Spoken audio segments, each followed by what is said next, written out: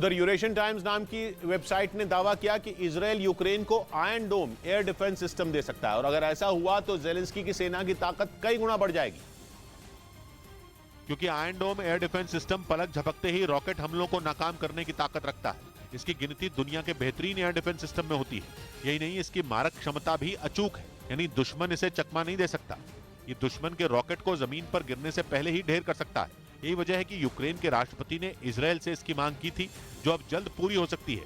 Eurasian times के मुताबिक Israel के प्रधानमंत्री यूक्रेन को कई तरह के हथियार दे सकते हैं, जिनमें आयरन डोम भी शामिल है। इधर लद्दाख के कारगिल में अचानक आए बर्फीले तूफान से लोगों के होश उड़ गए। हालांकि गनीमत यह रही कि तूफान की चपेट में कोई नहीं आया और ना ही कोई नुकसान हुआ। हालांकि इस बर्फीले तूफान की तस्वीरें जिसने भी देखी उसके रोंगटे खड़े हो गए। बर्फीले तूफान का जो वीडियो सामने आया उसमें बर्फ किसी ज्वालामुखी के लावे की तरह बहती हुई नजर आई, जिसे देखकर वहां मौजूद लोग सहम गए और भगवान को याद करने लगे। राहत की बात यह कि इस तूफान की वजह से न तो कोई नुकसान हुआ और न ही किसी की जान गई।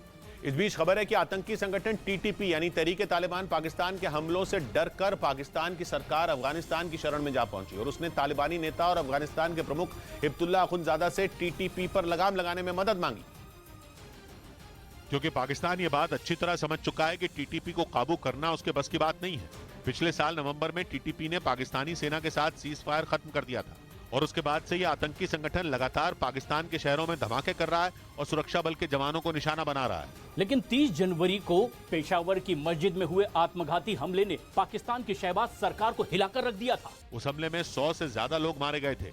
एक रिपोर्ट के मुताबिक टीटीपी इसी तरह के कई और आत्मघाती हमलों की तैयारी में है, जिसकी भनक लगते ही पाकिस्तान की सरकार सहम गई और अब खबर है कि वो टीटीपी को कंट्रोल करने के लिए तालिबानी नेता हिब्तुल्लाह अखुंज़ादा से मदद मांगने में जुटी है। क्योंकि टीटीपी खुद को तालिबान का हिस्सा बताता है। इस आतंकी संगठन को पाकिस्तान का तालिबान भी कहा जाता है, जिसके आगे पाकिस्तान की शहबाज शरीफ सरकार पूरी तरह बेबस और लाचार नजर आ रही है। लेकिन यह भी सच है कि उसने जो बोया वही काट भी रहा है। असल में पाकिस्तान पहले दुनिया को गुड तालिबान और बैड तालिबान की कहानियां सुनाता था। गुड तालिबान यानी वो तालिबान जो शरिया कानून के तहत अफगानिस्तान को चलाना चाहते हैं, जबकि बैड तालिबान वो जो आतंक के सहारे अपनी बात मनवाना चाहते हैं। पाकिस्तान चुपके चुपके इसी बैड तालिबान का इस्तेमाल अफगानिस्तान की लोकतांत्रिक सरकार को हिलाने के लिए करता था। लेकिन अब यही बैड तालिबान यानी कि टीटीपी पाकिस्तान के लिए सिरदर्द बन चुका है, जिसने पाकिस्तान से सरकार को उखाड़ फेंकने और वहां शरिया कानून लागू करने की कसम खा रखी है। ये आतंकी संगठन पाकिस्तान के उत्तरी वजीरिस्तान और खैबर पख्तूनख्वा में ज्यादा ताकतवर है और ये दोनों अफगानिस्तान बॉर्डर से जुड़े हैं। उधर पाकिस्तान के क्वेटा शहर में हुए एक धमाके में पाकिस्तानी क्रिकेटर शाहिद अफरीदी और बाबर आजम बाल बाल बच गई। धमाका उस वक्त हुआ जब वहां नवाब अकबर मुफ्ती स्टेडियम में पाकिस्तान सुपर लीग का एक प्रदर्शनी मैच खेला जा रहा था, जिसमें पाकिस्तान क्रिकेट टीम के कप्तान बाबर आजम और पूर्व ऑलराउंडर शाहिद अफरीदी जैसे दिग्गज खिलाड़ी मौजूद थे। लेकिन तभी मैच के दौरान ही स्टेडियम के पास धमाका हो गया, जिसके बाद वहां अफरा तफरी मच गई। इस दौरान तुरंत मैच को रोककर सभी खिलाड़ियों को सुरक्षित ड्रेसिंग रूम में पहुंचाया गया। क्वेटा शहर के नवाब अकबर मुफ्ती स्टेडियम के पास हुए इस धमाके में 5 लोग घायल हो गए, जिनमें ज्यादातर पुलिस वाले शामिल हैं। कुछ मीडिया रिपोर्ट के मुताबिक ये धमाका पुलिस वालों को निशाना बनाकर किया गया, जिसकी जिम्मेदारी आतंकी संगठन तहरीक तालिबान पाकिस्तान ने ली।